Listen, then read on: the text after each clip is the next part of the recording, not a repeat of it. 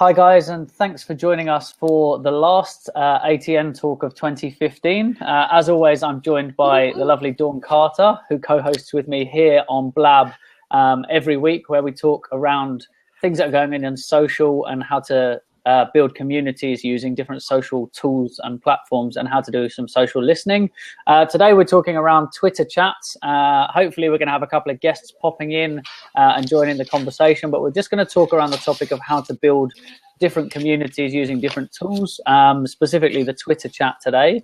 But we always kick off with a little quick catch up to see how the week's been for both of us.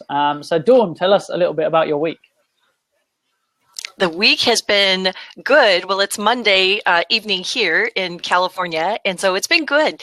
Kind of little slow when you've got a lot of folks who aren't in because of the holidays. That's a big, things tend to slow down a little bit, but then this is the opportunity to get caught up. So I've been cranking out a couple checklists, which I think are very handy. They're things that I wish someone had given me when I started my first Twitter chat. So it's been nice to be able to catch up on some content that I've needed to create. So how about you? How about you, Tristan? Super busy week for me this week. I've got 2 new projects in the pipeline. I've got a Snapchat and Periscope training course coming out. That's the details. It's on pre-registration now from our website. But that's due to come out. We're doing a live training in Sydney, but we've had a lot of requests for people that want to access it online. So I'm collaborating, a lot of collaboration going on there. The Snapchat is a collaboration with 2 other people, and then the Periscope side of things is going to be a collaboration with a few people as well. So that's really exciting. A lot of interest there.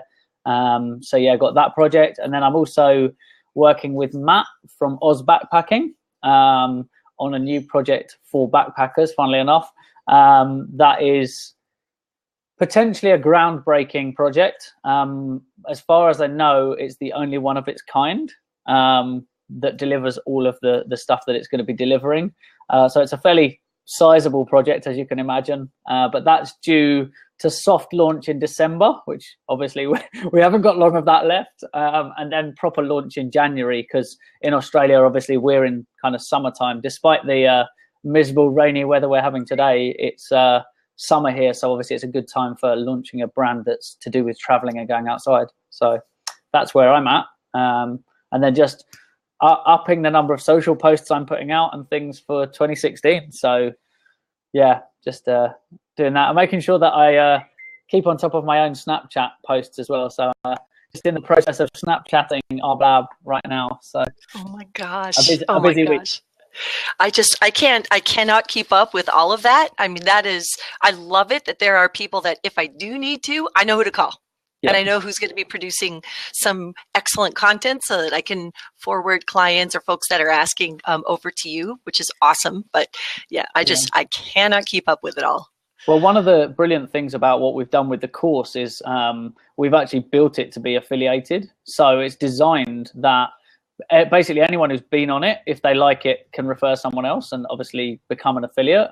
But also people who have their own kind of mailing lists and stuff, they can affiliate and obviously roll that out. And it's a very generous affiliation as well, to the point we figure it's only as good as the community that backs it, and the community backing it are as valuable as the people who've created the content as well. So that content, kind of like I said, the affiliation side of it, I had conversations with all the people and told them the reasons behind it. And I said, I want the affiliate to walk away with the same amount of money as we do for creating the course. So each person who's involved gets the same amounts. So yeah, it's a really generous kind of thing there. And we're now pitching it to people with sizable mailing lists.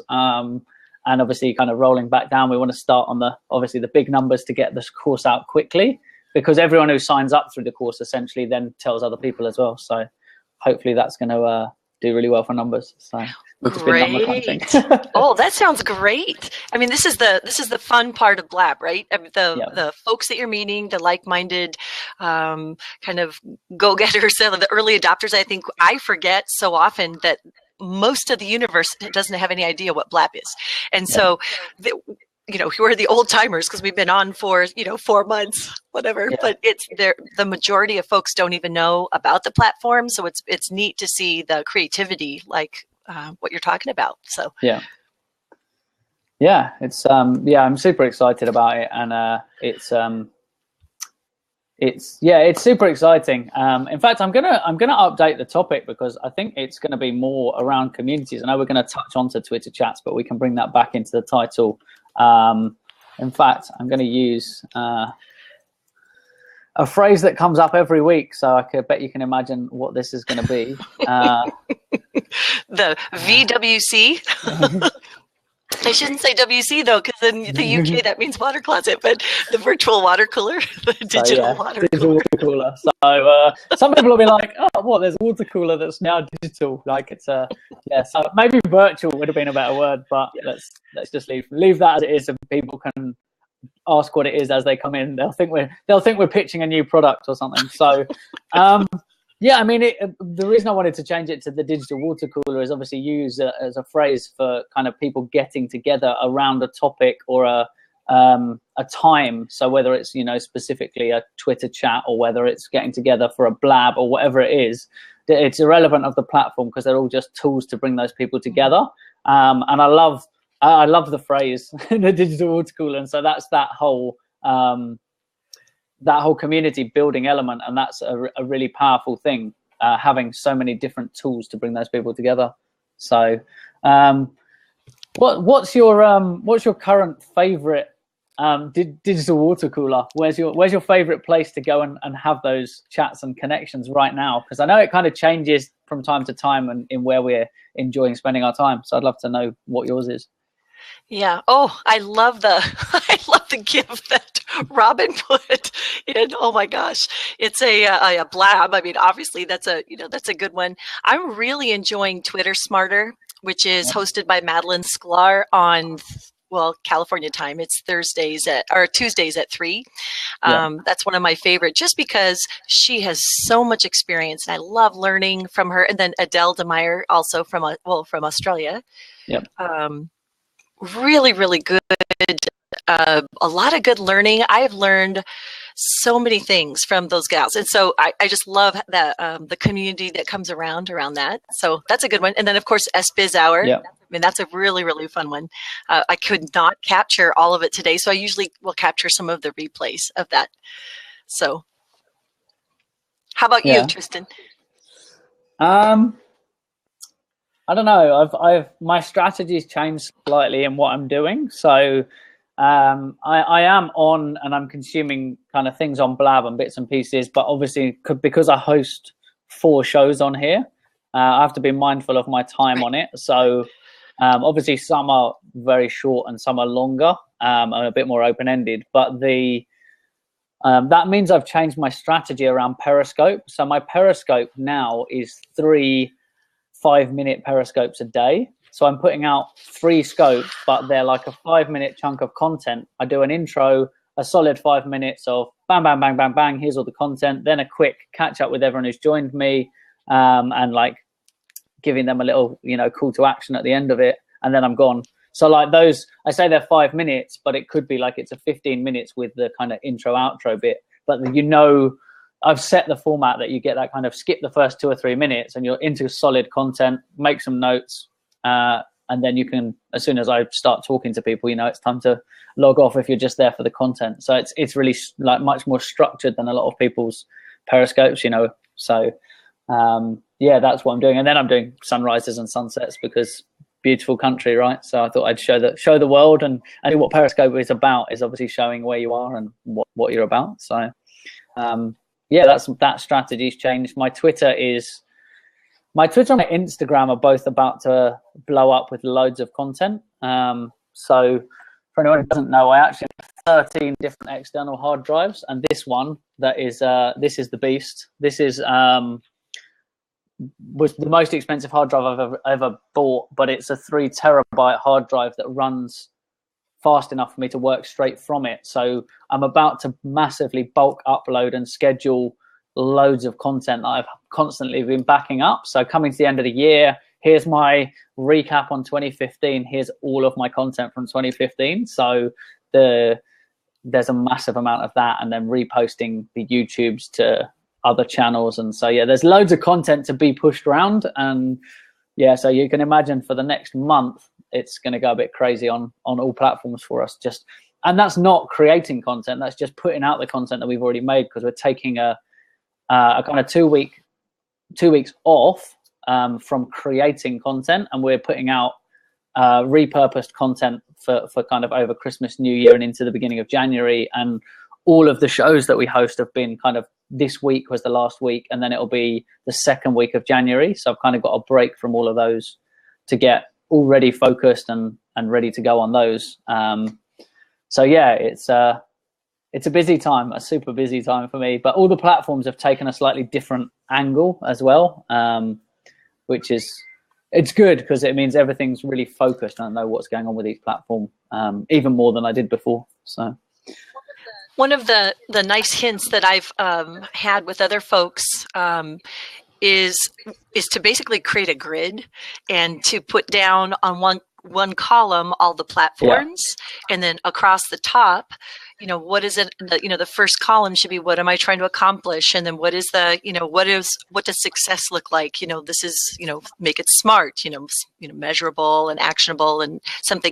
And then and then along the last column, do something like, exactly like you said. Okay, then what does this tactic look like? Oh, okay, this is what my goal for myself is. I want to post 3 times a day for 5 minutes, and then, but having all of your media channels organized in that way. And so then at any one point, it helps your nose, so you can say, what, I can't join or I can't do this or that, because in order to accomplish these things. Yeah. And that's it, is a lot of the strategy and things. They've got ideas of what they want to achieve, but until they've kind of focused it and written down and got that plan, and it doesn't have to be everything about it, but just having, okay, every day I'm going to spend an hour looking for new contacts or searching out content that I'm going to share, that type of thing, knowing that that's what you're doing is really important. And I think a lot of people get caught up in lots of being actively involved in platforms and forget you need a strategy behind doing that. Like you'd have to be extremely lucky to just jump in, go crazy on a platform, and like it to be super successful for you. But I'm not saying it can't be done. I'm just saying it's obviously better to have a strategy and a method to how you're going to do that. Yeah. Absolutely. And I think, understanding, if, for instance, you're doing this for a business purpose, understanding, I've got 2 or 3, buyer personas defined. I know who I'm trying to go after. I know where they are, those types of doing that kind of analysis at the very, very beginning is going to help save so much grief later on. Because, just to be honest, there were some things that I executed this year for TWUBs that were like, I wish I'd put more thought into the, capturing what the closing of the leads to the leads I generated from which platform, and then being able to track that back to sales or, active prospects or something like that. And that's the kind of stuff you need to be putting into place at the beginning. Yeah. So. And this is so obviously working on this project with Matt has kind of highlighted this for me is all the little things like, when we consult with clients, if they've already got an existing kind of user base or people that are visiting their sites and things, are they tracking them? Are they then looking at how do I grow this? Things like, using conversion pixels to say, okay, I have, so many thousand people come to my website that are interested in my stuff. What do they look like? And how can I target more people like them? So whether that's through paid advertising or just understanding your people better and what their interests are, I think will be a really kind of key part. And I think for 2016, it's really important that people understand that and they start doing those things ahead of time, rather than I built this thing and loads of people visit my site and now I want to grow. Okay, cool. What data have you got to use to grow? What do you mean? And that's a problem. A lot of people are, again, this is the jump in, do it, and then work backwards. And you need to kind of do it the other way and think, how can I make, again, this is why I always talk about the strategy side of it, starting and working backwards is, if your end goal is to get a turnover of $1 million, how do you work back to break that down? And obviously, if you look over the space of a year, if you were trying to get to $1 million of turnover, you wouldn't evenly split it across the year, because you've obviously, it will be a smaller chunk at the beginning and we'll pick up pace, because as you make money, you can spend more to increase it. So all of those different things, so that you get all the steps in place. So lots of strategy, working with people, which we've actually had a lot of people. One of the big things that we've had that's really showed up from our Periscope talks is people wanting mentoring, because holding them accountable, people that are going to ask them the tough questions, finding someone who won't just go, oh, that's great, it's nice to see you're doing that, and but they need to ask the tough questions and say, so Dawn, did you get your 3 periscopes done today? Did you repurpose them? Did you all of that? Are you tracking your analytics and things like that? So it's really that's a really big thing, is finding someone that will then hold you accountable, which I think is a massive advantage for a lot of people. Hi, Eric. Thanks for joining. Good to see you, Eric. Hi, Roxanne Davenport. Yeah, I just invited Roxanne in from the chat because she said she's got, talking about building communities and stuff, she said she's working on a new one right here on Blab. So we'd love to hear about it. So tell us a little bit about it. It's on Sunday mornings, well, at 10 o'clock on Pacific and 1 o'clock Eastern. It's called Meet the Voter. It's after Meet the Press. Yeah, it's great. Talks about everything that's going on in the news the week before. Yep. And so after every Sunday, we'll have people come in, and it's with Bill Conrad. He's the guy that asks all the questions and brings it up. So he's neutral in the discussion, but there's one guy that's far left on, and then another one that's, Democratic, and then far right and Republican and all that. And I'm sort of in between. I was on there last week as a guest. So there's 4 people, and one's a guest and 2 that are main people that are on it every week. And then Bill's still the moderator. So it's getting pretty interesting. They've been on for like 2 months now. But yeah, wow. Oh, that's cool. They've had more people come and watch. So it's getting to be a good, I guess you can call it a community now. Yeah. I mean, that's the thing, is watching and seeing, are people coming back, finding out what the follow-up of contacting the people who have, maybe shared the links out. So going back to your Twitter feed, looking at who shared your link and interacting with them. That's something obviously worth spending a little bit of time after a show, just interacting, saying, what did you get out of it? What would you like to see next week? So that it's about what can we give to the people who are spending their time in the show as well. And so that's why we kind of always reach out after the show to find out what kind of content people want, so that we can obviously better serve the people who are spending time here, which is cool. And I love, I learned a trick this last week from Kristen Cardos, because one of the things that makes me sad about Blab is that we don't have the analytics about all the folks that joined in. And so what's neat is if we can drive any of the conversation, because that's what makes Blab so charming, right? Is the conversation, the little side, banter that goes along our comment. I call it the peanut gallery, but I love that. Yeah, but the problem is if I'm doing a storyfy later, or if I'm trying to run some kind of hashtag analytics on my show, I lose all that internal conversation. And so Kristen Cardos uses click to tweet when she drops in questions. So even within the course, it doesn't have to be super structured, but within the course of a blab, if I can at least once drop in a link into this comment section and say, hey, where's everyone from? Or just, it could even be something silly, but just motivate the viewers to be able to drive at least a post out to Twitter, then that was helpful. Yeah. So that was my little hack. I was so excited to learn that this week. So it was funny, some of the comments off to the side then too, how I like to read those when I was listening to a couple of them go back and forth. I would be smiling reading some of those comments. I wasn't laughing at them. I was laughing at the comments. Yeah, I think so I think the whole having a conversation around things, it's a bit like, when people use this and they get together and they, like I did one with Alex Pettit where we did when they did the Apple announcement of all the new products, and we basically talked about it, and it was myself, Alex and Jason TechStud we were sitting in the windows, and we had like a screen with the actual Apple broadcast, and we were talking everyone through what was going on, talking around something like that. Again, that becomes your topic you don't have to create that content. The topic was there for us to discuss. And with you saying about like talking about what's happened in the news and things like that, there's constantly changing content there. In fact, from my time that I spent in the music industry, there's a guy who he's originally from a drum and bass background, but kind of works in hip hop and various different genres. And he got set the challenge when he went on a national radio show of delivering the news in like a rap style format. And so basically he did like every week on week for like, I think he did it for like 2 years. He came on every week and he went through like the major news articles of the week, but delivered them in like his own voice, which is again what social is about, right? Is it doesn't matter if we all work in the same space, because how I tell the story will be different to how Dawn tells, how you tell it.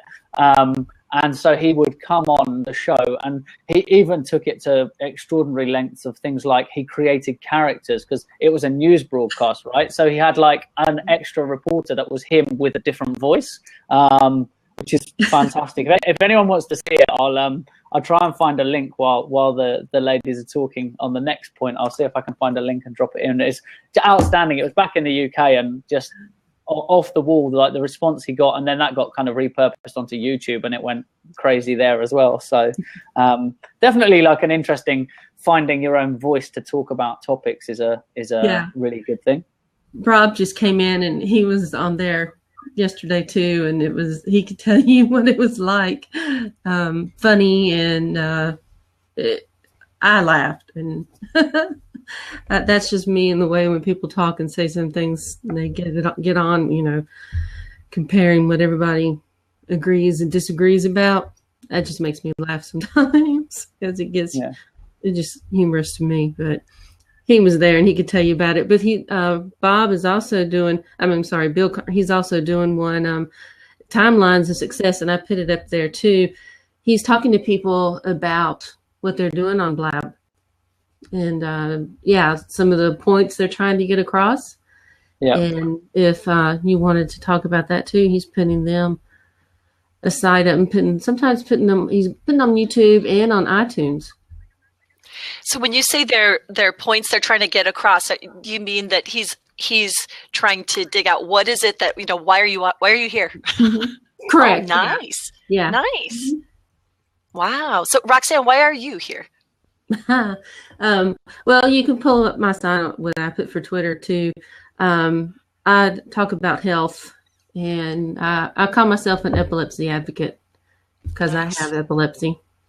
Nice. And I want everybody to know I don't care. I think I have it great because mine aren't the worst ones to have.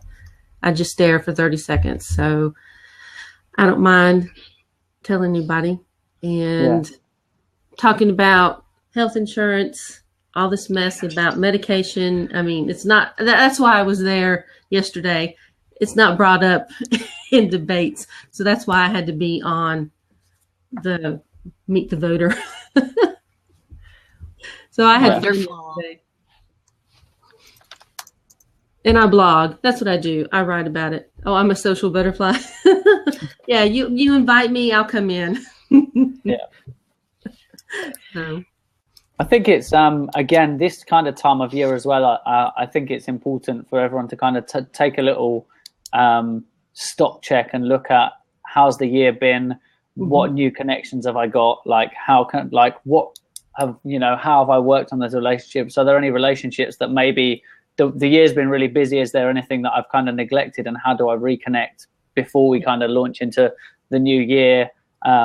So that you can start next year on a good footing. I mean, we're working on a lot of collaborations, as I said before, coming into 2016, and I think that obviously like the social platforms and things that we're using now massively lend themselves towards those kind of things and collaborating. If you look at like the likes of Snapchat, the people who have got the really big Snapchats don't just build their own brand, they build each other's brands, like they're working together.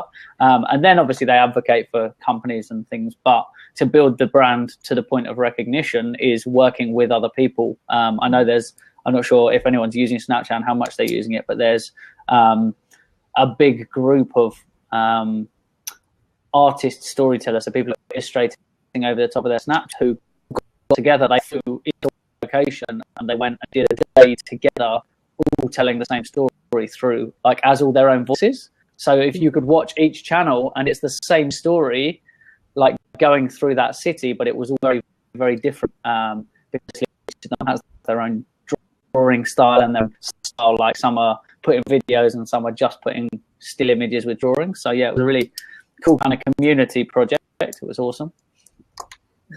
Yeah, I've met up with Charlene and some other ladies who have autistic kids, because epilepsy runs along with autism. So that's why I've started trying to get up with Charlene whenever she's free, because of her children. Keep her running ragged. But on Wednesdays to have a blab with her regularly. But poor thing, she gets wore out because she has 2 kids with different types of autism, because there's so many. But she's trying to start up. She has a group, but just can't get it weekly. So that's what's up with her. Yeah. So that's another community. And the thing is, people are constantly, they talk about creating communities and things like that, but there's so many kind of communities that already exist without people putting a label on it. You know, people who, like, you know, if you look at football matches, people like to get together and watch the football, right? There's a whole community. They're there, but people don't go, hey, let's go with the football watching community. It's like you know, it's a fan club, whatever. There are different labels that people are using. And I think it's about understanding what that community aspect is.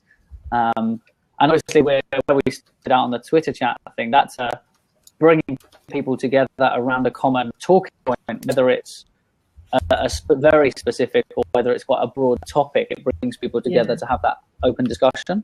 And actually you find that those relationships build really quickly, because people are maybe challenged by, you know, giving a really simple example. If people go, oh, what's, you know, your best analytics tool in a Twitter chat? And someone goes, oh yeah, I use, you know, whatever. And you go, I didn't even know that had analytics. And so then you're challenged to go back and look at things that you thought you understood, which obviously then you can open that. It's an open door for a conversation about, hey, I'd love to know more about that. Can you help me? Can you inform me a little bit more? So yeah, I still need to get with you about the Snapchats and things like that.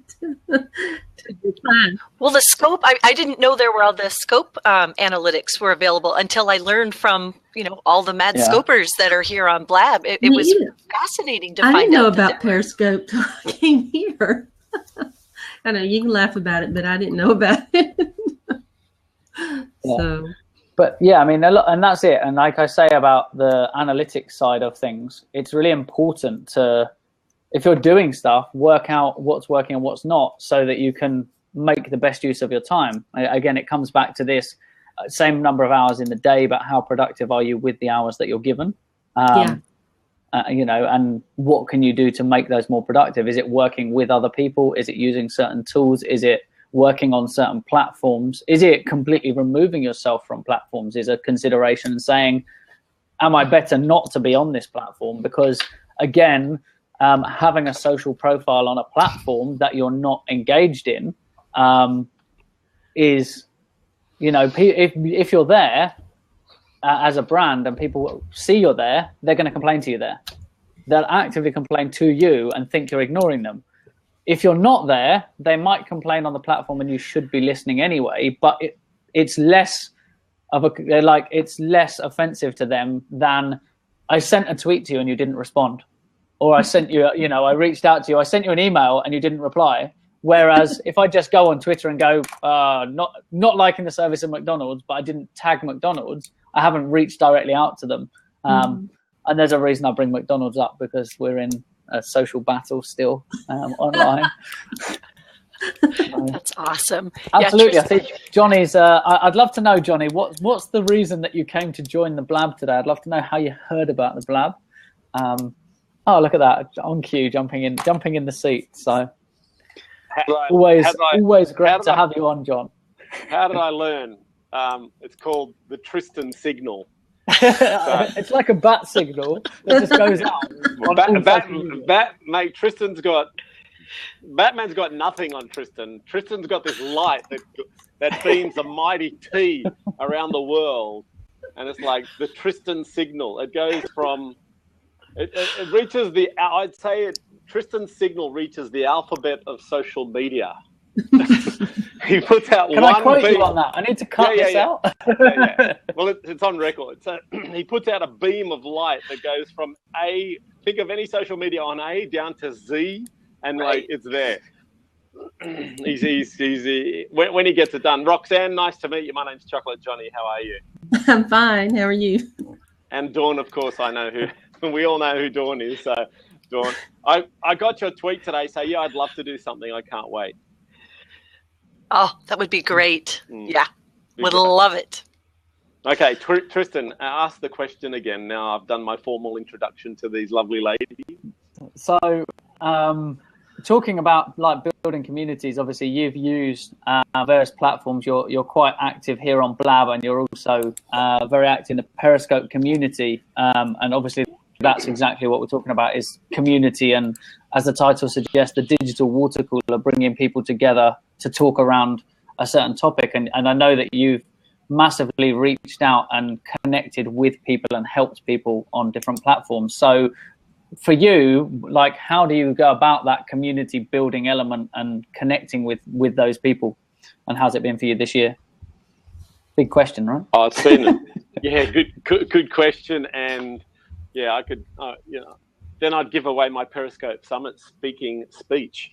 Gosh, you know what? The biggest, in a nutshell, Periscope has been the most amazing platform for me, where I have connected with my community the best I've ever seen. Because I'm very big into Instagram, and Facebook and stuff. So what I found with Periscope, 2015 has rattled some amazing cages in social media, where I put my eyeballs onto people, where people saw into my life.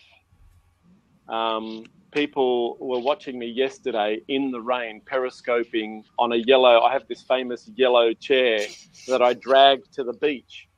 And if you see my tweet, that I sat on the chair and it was pissing down with rain and talked about nothing, but was one of the funniest periscopes, because everyone saw who Chocolate Johnny was, and people were saying, wow, now I want a periscope because this is fun.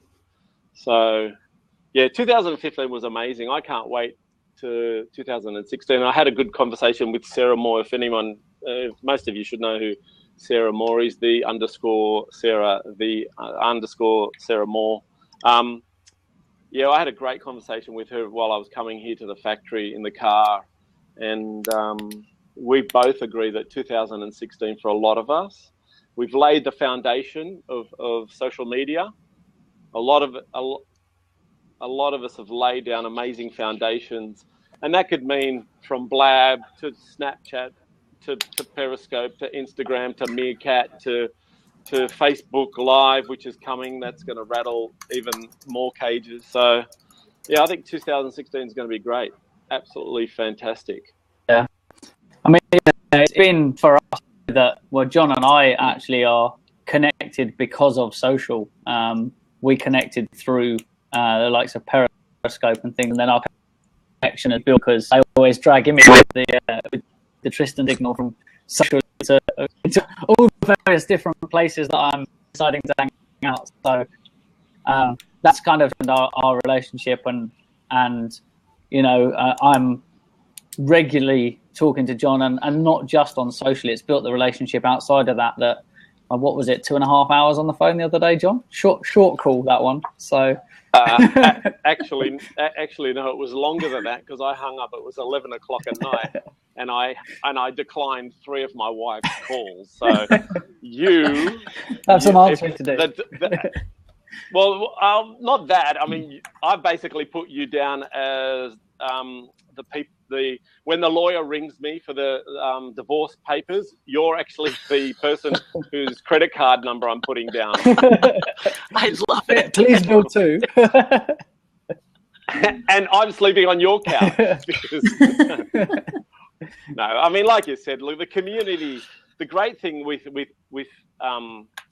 just what's going on now is the access we're getting to some amazing people. Mm-hmm. I mean, and Dawn's going to get a bit here because, I mean, this woman's amazing as well. Rox, I don't really know much about you, but, you know, Dawn, I've watched Dawn on Twitter. I've watched Dawn on Blab, and I've seen some of her scopes. But, you know, to get access to women and men like this who are just amazing, who we've watched from the stands, and now we're actually sitting with them, and we build a relationship and a friendship.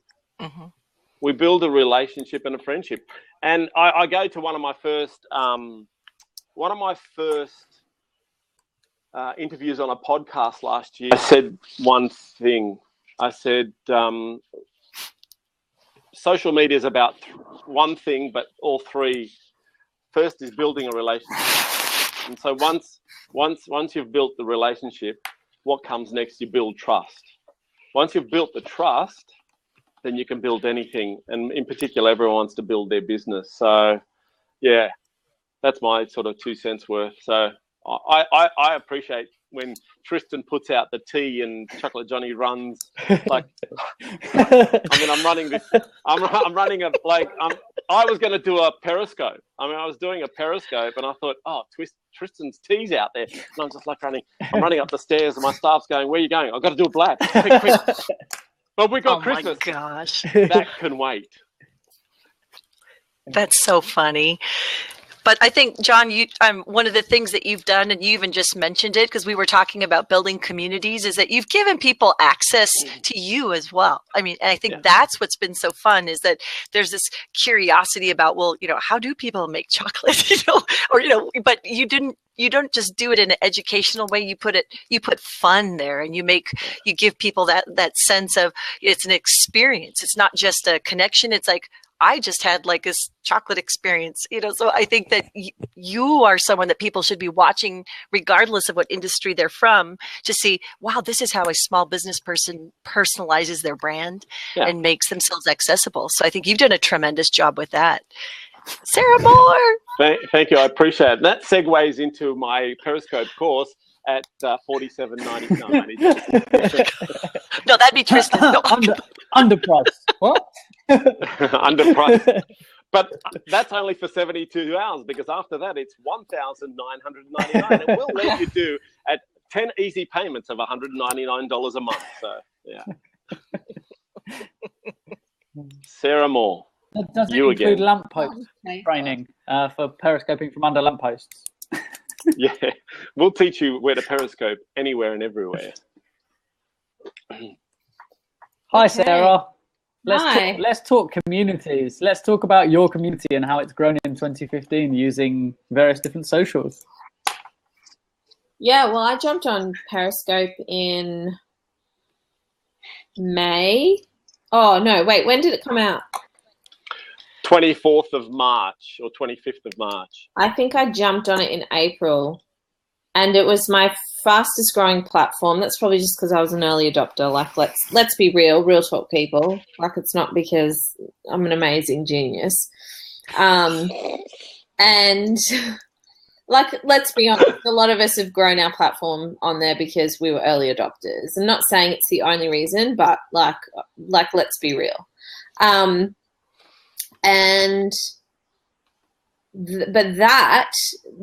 doing that, starting to put call to actions into my Periscopes and things like that, started to grow all of my other platforms.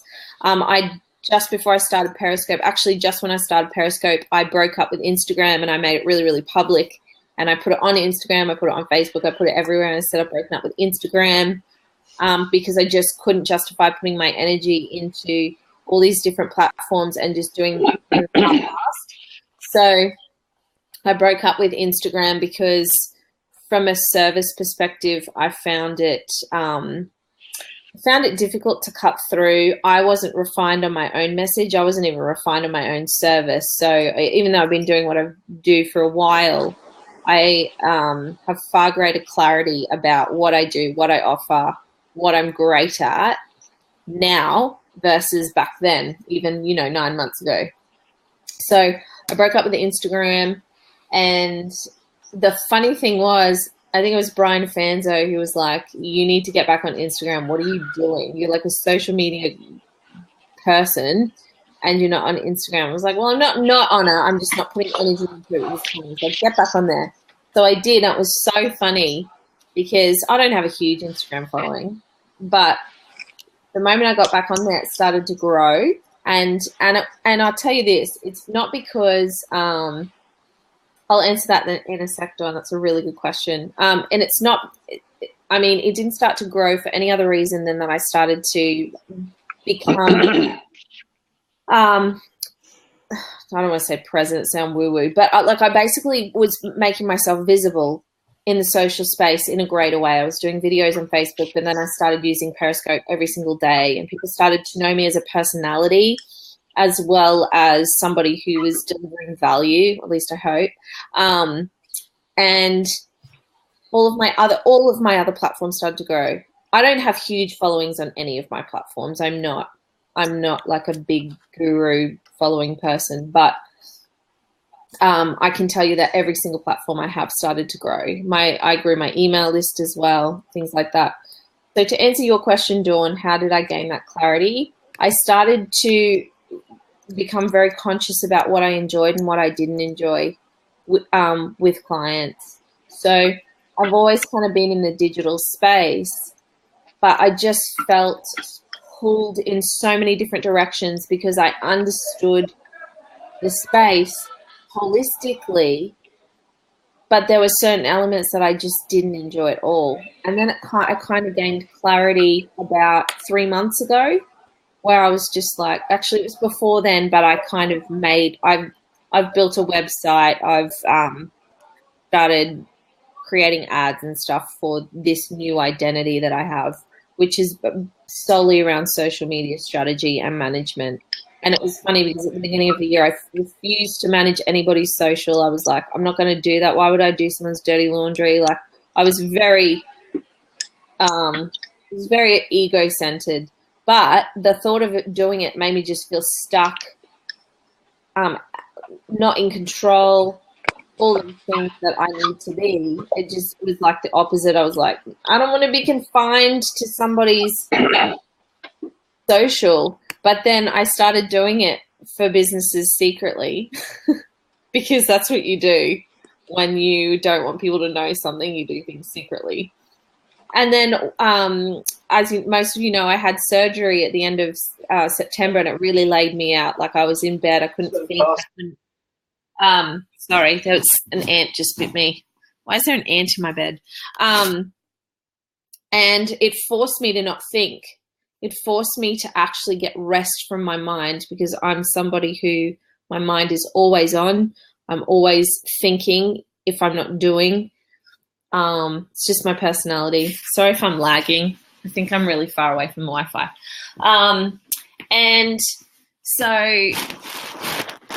I just had an epiphany one day. I was like, why aren't I managing people's social? Because here's the thing, I was doing strategy for people, and I found one of the hardest things for me was that I was constantly educating, and people didn't even understand why they needed social. And they were just going, I don't understand it. I just want you to do it for me. Just do it for me. Like, I don't want to have to learn stuff. And that was really frustrating for me because I didn't want to do it for people. I just wanted to educate.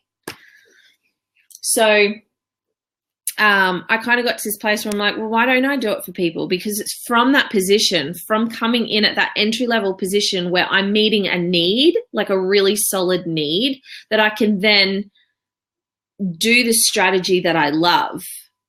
And the moment I made that decision, I didn't have a website. I didn't have networking stuff going on. I didn't have anything. Sorry, I'm super laggy on my end. I'm probably laggy on your end too. Okay, so I didn't have any of that stuff, and my business just took off. I haven't run ads. I didn't tell anyone for ages. I told a few people, and I've just had people referred to me, and it's just made a world of difference. And because the more clients you have, the more refined you become, because you go, I love that, I don't love that, I'm not great at that, or I'm really great at that. And I honestly do believe that, and here comes like the ranty bit, not rant, but like lecture-y bit. If you're not sure what you want to do, or you need clarity, or you are stuffing around not getting something done, the best thing you can do for yourself and your business and your family and your mindset and your money is to take action. It doesn't matter if it's not perfect.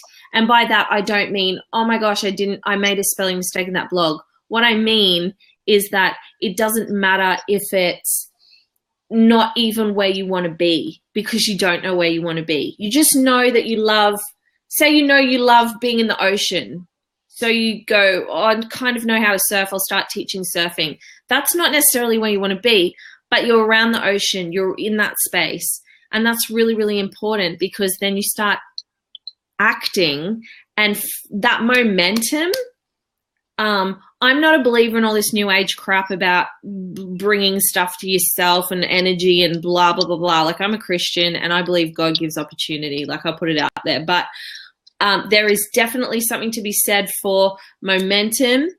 When you take action and you have momentum, things start happening for you, and they begin to actually direct your path and align you where you need to be. And that's what I've found. And I'm sorry that was super long-winded, but that's honestly, if I can look back at the history of my business and my own growth, it's been every single time I take action, even when I'm unsure, even if that action never eventuates in something physical and tangible and money. So like after my surgery, for example, I was just busting to work and I didn't even really understand how to get these clients. This is before I told anyone. So I sat there on my couch one day and I just rang brewery after brewery after brewery after brewery to ask if they wanted social media services. I did not close one client, but it was momentum and it was action. Anyway, I'll leave it there. I remember that day. We had a big long chat the day you went and did that, and yeah, like now something definitely. That was my energy, right? Like I was literally like a few days into recovery, or like a week into recovery, and how high was my energy? I was pumped that I was just taking action. I felt so good about myself, and when you feel good about yourself, you give that out. That was perfect. Seriously, I needed to hear that, Sarah, because that is, I mean, the exact things that you're talking about. Well, I don't have this, and I don't, and they're almost like this list of excuses. Well, I don't have a good, I don't have a decent website yet. I don't have, and it's almost like every little piece that you want to have put into place can be an excuse to beginning. Sorry, I did miss part of that. Awesome. My Wi-Fi. I think it's my Wi-Fi. It's just like tapping out. No. I lost as well. So, but I got the gist, I think. No, you went glitchy, but that's okay. We got that. Yeah. Can I say one more thing? But like before I run and get my charger, and everybody needs to hear this. Everybody in the room who owns a business or is an entrepreneur needs to hear this, and probably Johnny and Tristan have heard me rant about this before. But I maintain, I've been in the entrepreneurial space a few years now, and the thing that I see time and time again is not that people don't know what to do. It's not that they don't have the practical, actionable, tangible steps. Because if they sat down for half an hour, they would figure it out. It's that they need accountability, and they need to be told that it's okay, and that it's okay to make the mistake, and that, yes, go and write that ebook even if you never use it. Like, people want permission, and that's why people pay coaches, and that is why the coaching industry has taken off. Most people are way smarter than they think, and if they just took action, they would move forward. But, and I'm the same, like I'm not ranting because I think that I don't need this. I know I work best. I have a business mentor, right? And I don't know everything. This is not what I'm saying. Please don't hear that. I do not know everything. I really don't. I know very little. But a lot of what he teaches I do know, but I do not pay him money to teach me stuff. I pay money because he kicks my ass. He says, Sarah, if you don't finish your website, if you don't finish this ad, then you have to write an email to this person and CC me in and say that you're not going to be part of this thing that you love anymore. Like, he says, if you don't do this, next time we all meet up, you buy every single person in the room a coffee. There's 60 people in the room. That's a lot of money. Like, he is dead. And if you don't do it, he will kick you out. Yeah. So, my point in that is most people in this room they actually know more than they think that they do. They just need someone to kick them up the backside, because very few people are hustlers and very few people are so self-confident that they will go and not care if they make that mistake. End rant. But it's Awesome. it's so true what Sarah said. I mean, a lot of people don't think, some people, I don't know about you guys, but some people don't think they need a coach or someone to help them or to hold them accountable. And a perfect example, it was for me this year, my biggest change was, I've been in business so long, I know everything. What a load of crap. I brought in, the best thing I did, and it's great listening to Sarah say the same thing, that I brought in a business coach. Not a coach to coach me how to do my business, but a guy to hold me accountable. And the best thing was, he's 30 years old, switched on, he's my nephew, and we treat each other not like nephew and uncle and that. At 9:30 every day, my iPhone rings with a tone that says, "Ring me, ring me, ring me, ring me, ring me." And I at 9:30 I hit that button, I ring him, and he says, "Chocolate Johnny, have you done this? Have you done that? Have you done? Why haven't you done?" And this year, brand new website, gone global. Chocolate Johnny's gone global, and now when the phone rings, I'm scared to answer it, because what haven't I done? And like Sarah said, we all know that we have to do it. We all know how to have a list. You gotta find the right person to invest in. And even if they do it, they shouldn't do it for nothing. You got to pay them, because you get that bill that every month you go, oh, sugar, that's like that much. So yeah, go for it. Do it. Get someone to help you. Love it. Hey, Blake, again, good to see you. Hey guys, can you hear me okay?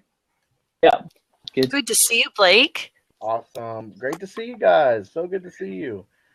So I come in on the spectrum of like way down here, like Sarah was saying, the clarity isn't clear yet, if that makes any sense.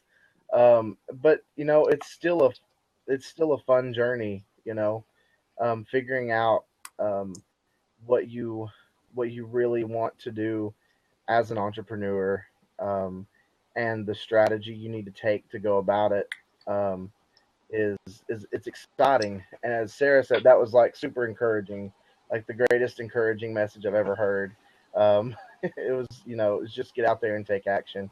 And I did at one point, and I found Sarah, as she said, that what I thought I enjoyed, I didn't.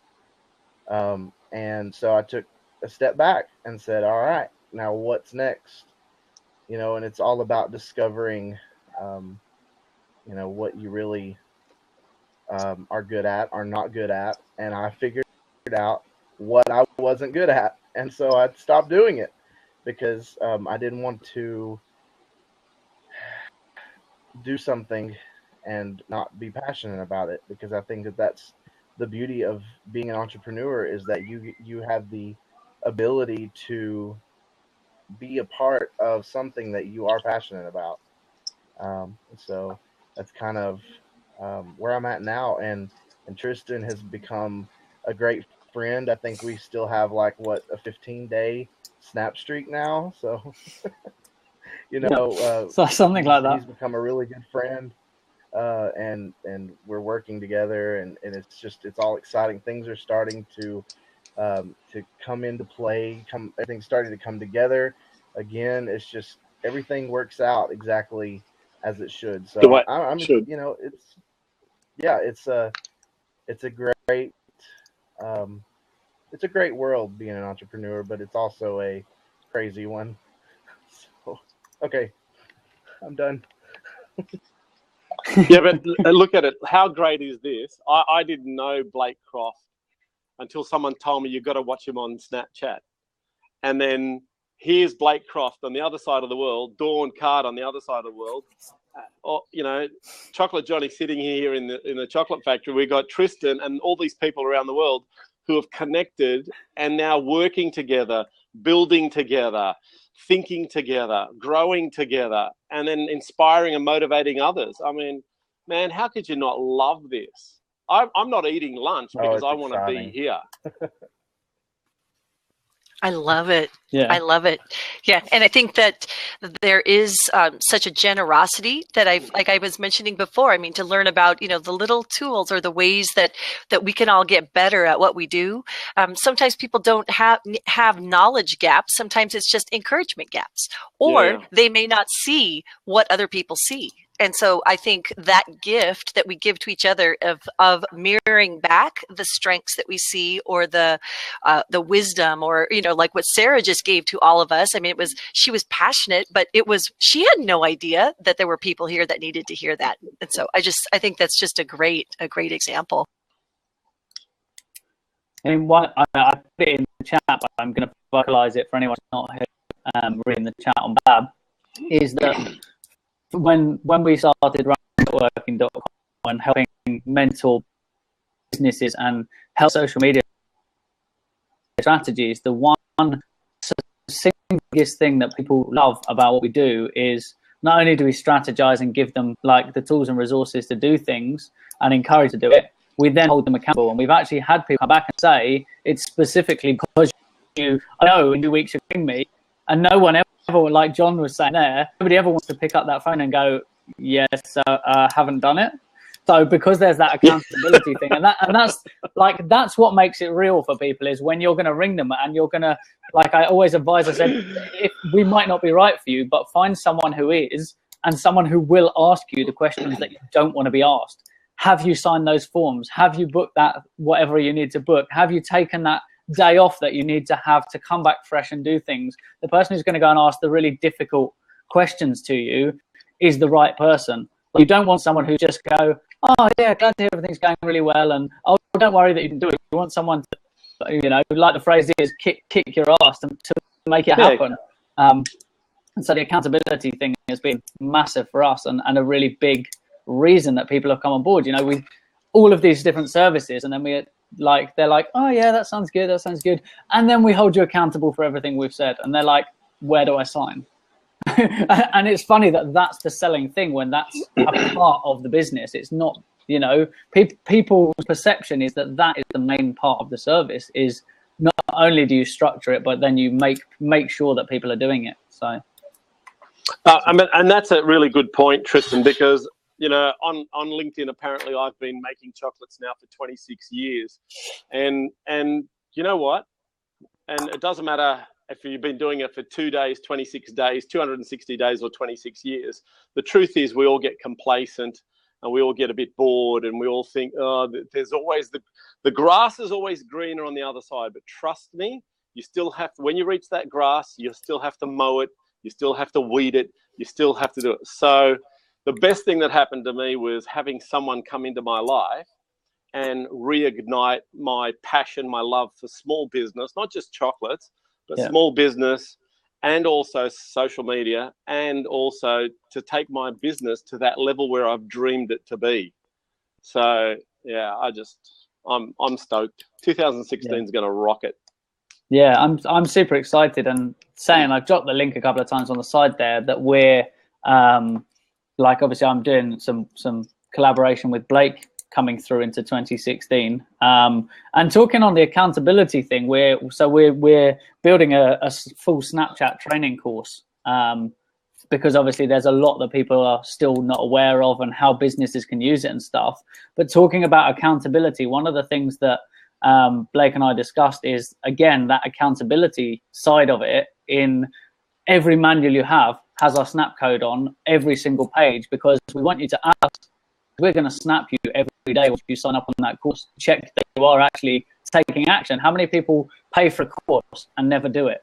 Like if you've done it, day one is add us on Snapchat, because then every day we can hold you accountable to say, have you read at least one thing today? What, have you tried doing this? Have you tried these filters? Have you done this? And I've actually done some work with a couple of companies through Snapchat where literally I've trained them snaps backwards and forwards. I send them one and go, try this, and they'll snap back and go, I didn't quite catch that. Can we go through it again? And so again, it's an accountability thing, and that's a whole big part of that course. Is we're active on the platform anyway, so it's no extra effort for us to just send a quick to people saying, have you done this today? Because we know obviously we can look and see where people are at in the course and how much they've progressed through the course, so we can then snap and go, oh, we see you got halfway through the course and haven't been on for a week.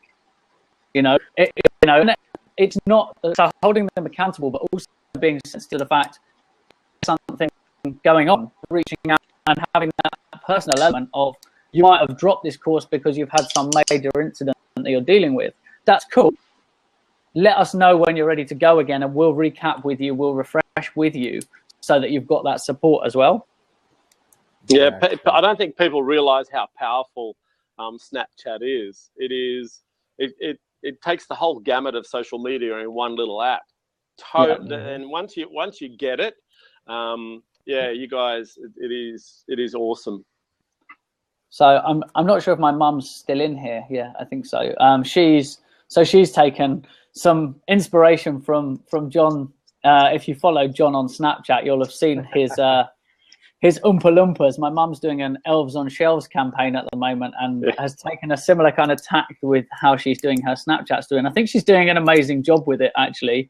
And she's actually even kind of superseded that just Snapchatting, and the fact she's been downloading her videos and putting them onto Facebook as well. So people can go, oh, that's cool. Where can I see that and follow it? What's it all about? And so then they can go through, and it's just bringing them and getting them engaged where it's actually live and happening.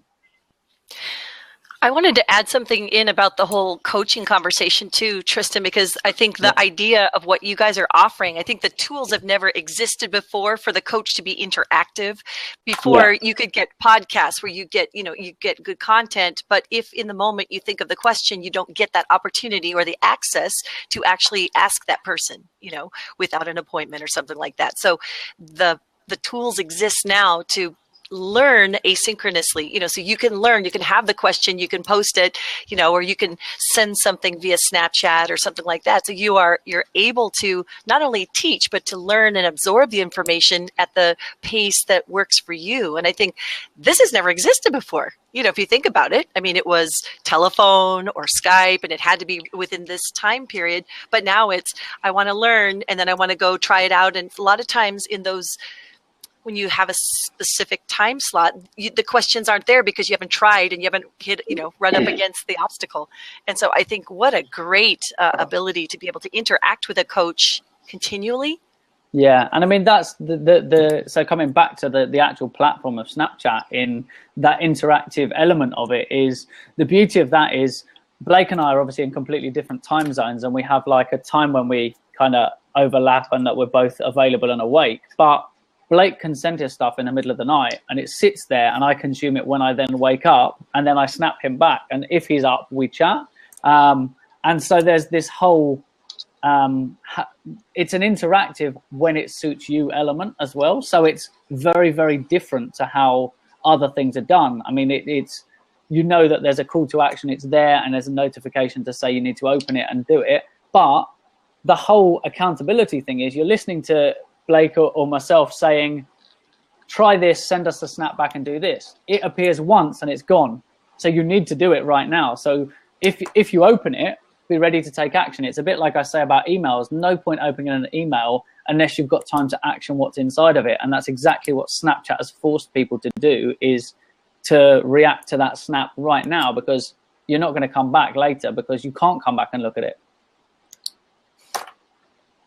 So if you think of it, it's that, you know, we talk about some of the platforms that they're ephemeral. That just means they disappear real quick, you know. And so if I have to respond or it goes away, I mean, who would have thought that that would have made a perfect prompting tool, a coaching tool to say, oh, I have to respond to this or do this thing, or my instructions go away.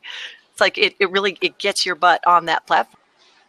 Yeah, I mean, that's it. Is whenever we talk about these social platforms and stuff, and all the shows and broadcasts that I'm involved in, it's a common theme that all the people who are educating other people around the platforms are you know, trying to make it clear is every platform is a tool.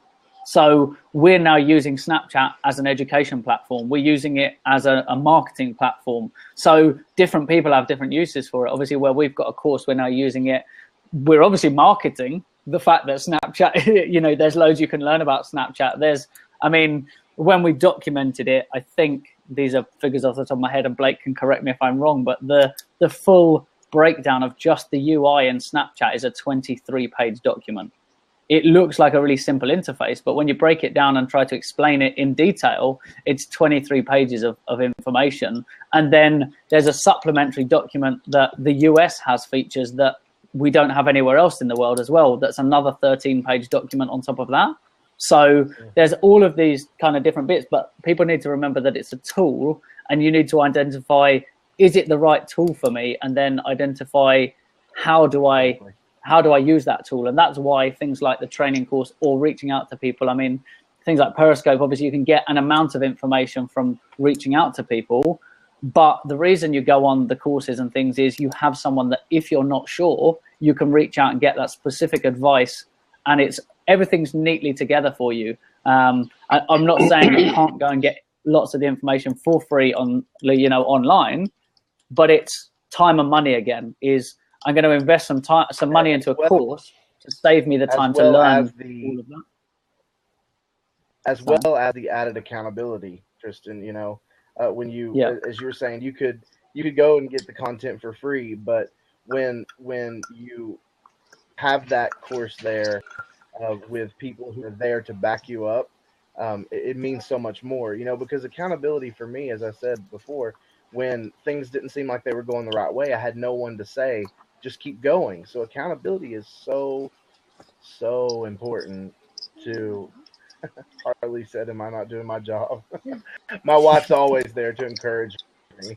But, you know, you have now you're gonna make me blush on Blab, thanks. Mate, we've seen you blush on Snapchat. So thank you.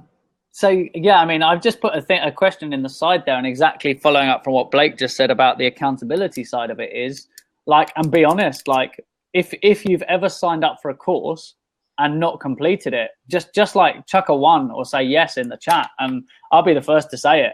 I've signed up for courses and never completed them. It's an accountability thing, but I've then identified, okay, that doesn't work for me, so now I won't then buy unless I get that with me. With course. So it's really key, I think, now, people, that you, whether it's you buy a course online, there's still got accountability. Even if once a month you do a group video, say, how's everybody getting on, and you do that, that's sort of it going now. So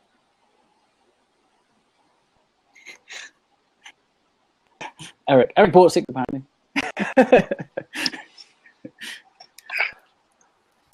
Not bad, of course, unless it's exactly what I need. Oh, yeah. No. All right, I'm going to drop out. Let someone else hop in. Thanks, guys. Blake, see you, buddy.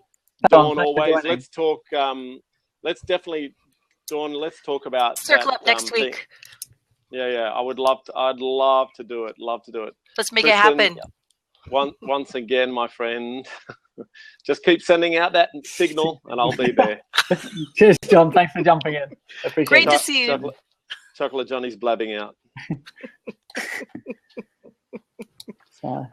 For those of you who just joined us, Chocolate Johnny was mentioning that Tristan must have some kind of bat signal, because whenever he goes online, he feels compelled to jump into a blab that Tristan is hosting. So I think that's what is so funny, that now I can see this big Tristan, this big T that looks like the bat wings up projected onto the clouds. So I think that's pretty funny. So that's what the little joke was. So welcome. We can call it a blab signal. A blab signal. It's a blab signal. Yeah, it is.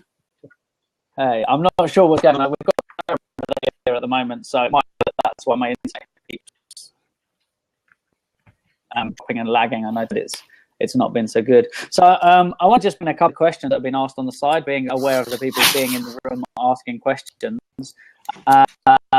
So we can get rid of that one because everybody's just put loads of ones in the side. What?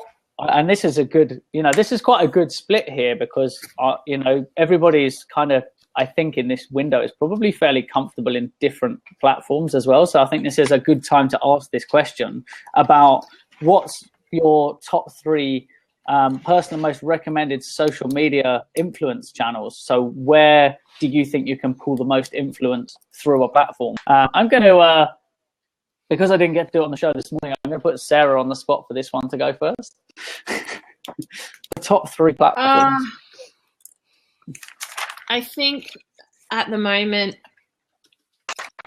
again, it's going to be different for everyone, isn't it?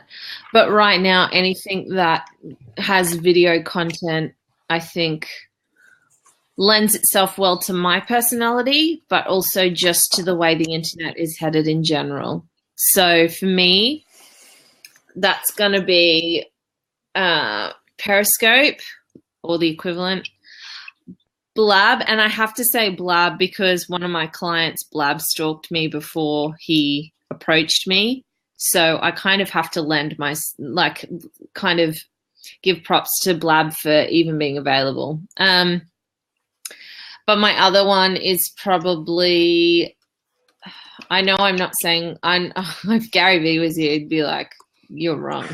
But Facebook, because ads are so cheap, and although organic reach, it's not dead, but it's hard to get. I think for paid social, it's amazing. So, and I love Twitter. That's the thing. You can't have Blab and Periscope without Twitter, can you? So it's hard for me to stick to 3, but paid social, definitely Facebook. And then I would say Periscope and/or Blab and Twitter. Sorry, yeah. 6 to 3. So I see you've thrown yours in the side there, Dawn. Do you want to just vocalize them for the people who are watching on replays? Yeah, I would say Twitter is probably my number 1, even though I don't have a tremendous, I don't have a huge following, but the folks that I'm able to interact with are just phenomenal. And I've been on the platform since about 2009. So that is that's kind of my go-to. So definitely Twitter, and I enjoy that the most. Blab, I'm loving Blab. I love hosting my own chat show. I love the interaction. I love how personal it feels, when you're able to interact with folks. And I just love hearing questions. I've done a lot of my background been in marketing, but I've done a ton of corporate training and teaching and demystifying of scary tech things. So to be able to be interacting with folks is there's just no comparison with Blab. So I would say, and then Facebook, I have not done much with Facebook yet. So, I have my personal side of it, but I've not done anything on the branding side. I definitely invite my Facebook population into these other platforms. So I'm not afraid or shy to say, hey, you know what? If you haven't checked out Blab yet, come. I'm hosting a, Twitter 101, whatever. So I'm always trying to bridge those things, but I've not ever experimented with Facebook ads or those types of things. So I'll look forward to experimenting with that in 2016. Yeah. So Blake, what's your 3 channels? If you had to pick 3, I can imagine that Snapchat's in there, but I'd love to know what your other 2 are. Yeah.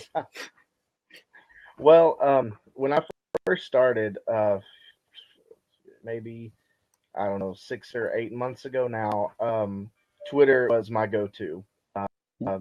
and but my Twitter following, I guess you could say, really didn't take off until Periscope. So Periscope and Twitter are right hand in hand because with Periscope, I was able to meet new people, and then they would follow me on Twitter. So it's Twitter, Periscope, and then newly loved Snapchat, which I was on Snapchat for a long time, but Snapchat has been amazing in the fact of how many people engage. With Twitter, you post content and then it's gone in a few matter of minutes. Some people don't even see your tweets. With Snapchat, as you said earlier, Tristan, when you're snapping someone one-to-one, it's there until they see it. So they're going to see it unless they ignore you. And then, are you guys losing me? I'm sorry. It might be me, but I'm not sure if it's mine or yours. You're losing. It could be mine as well. Let me refresh.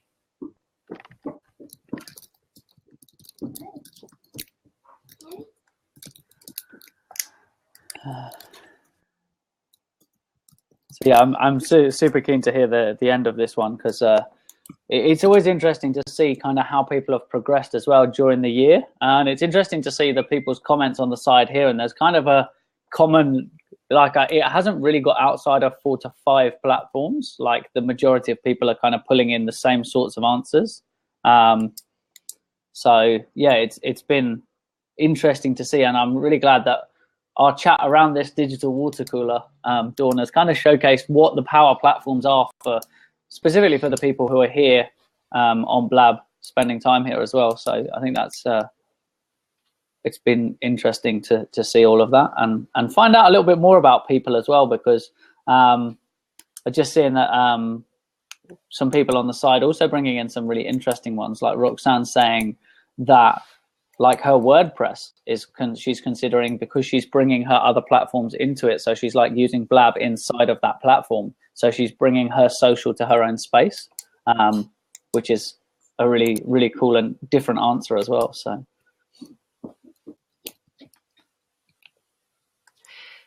And I know, YouTube has never been a platform that I've used, even though I know that's probably one of the best places to be putting your content up when people are searching. That's, all of the statistics say that's one of the premier search places. But before all this live streaming, I didn't really have content to throw up there, to put up there. So I think just the fact that Blab makes putting your content up to YouTube easy. The problem is I feel uncomfortable just throwing my raw Blabs up there, because there's so much that I would feel like I would need to edit out to make it not lugubrious for people to wade through. So again, now it's like so many hours in the day, and now do I want to spend time editing down my Blabs, for YouTube purpose or whatever. So it's, figuring out those types of things. Yeah. So Blake, we got you back. Okay. Can you guys hear me okay? Yeah, it seems okay now, I think. Okay. All right. If I start getting all weird again, internet wise, just let me know in the chat. But no, I was saying, Periscope and Twitter, they're really big. They were game changers for me. Like, I really didn't have a true audience until I jumped on live streaming, and the stupid thing of me was to step away from live streaming. And that's just like a little word of advice. If you're doing really good on live streaming, don't just like stop. Why would you do that? Just keep live streaming, because then your audience, it kind of goes away. And I kick myself in the butt every day for even taking a break from live streaming like I did. But now I'm back. I've started jumping on Periscope a little bit more again. And the great thing about Periscope is that there's new people jumping on Periscope every day. It's still a baby app, and it just got featured to be the best app of 2015, which means people are seeing that in the App Store, and people are downloading it like crazy. And you're almost always, for now, guaranteed to see new people on Periscope.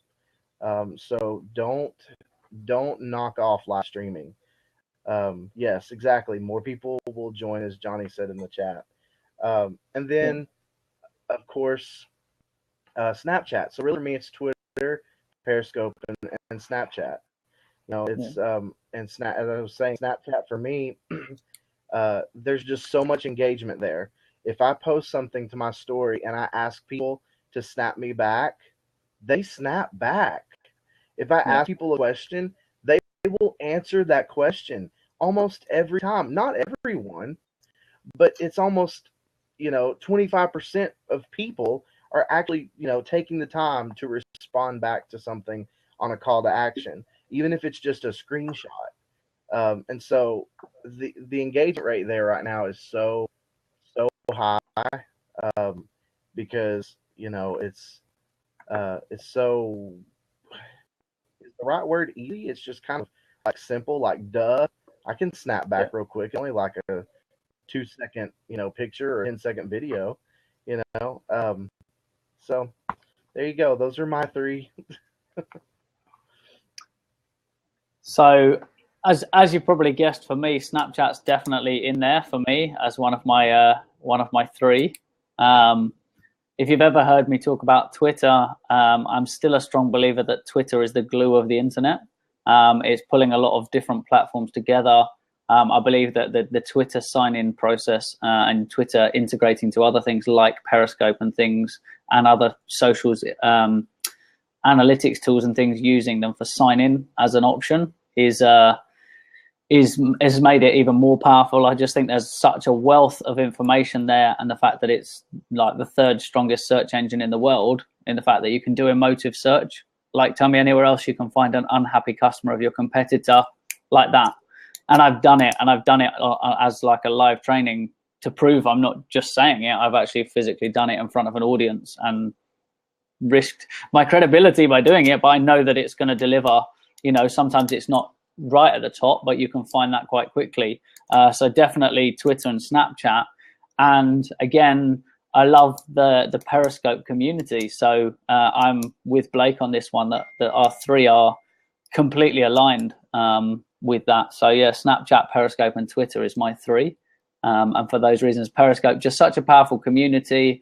I love that I have 2 very varied uses for Periscope. One is showcasing the beautiful place that I live, and the other one is doing like 5-minute business scopes. Because for me, like Dawn said, I'm a big repurposer. So to that, I know exactly where my content is. I can pull that out, and I might cut the beginning and end off, but there's not a lot more to do around that, because the content is solid 5 minutes of content and then jump out.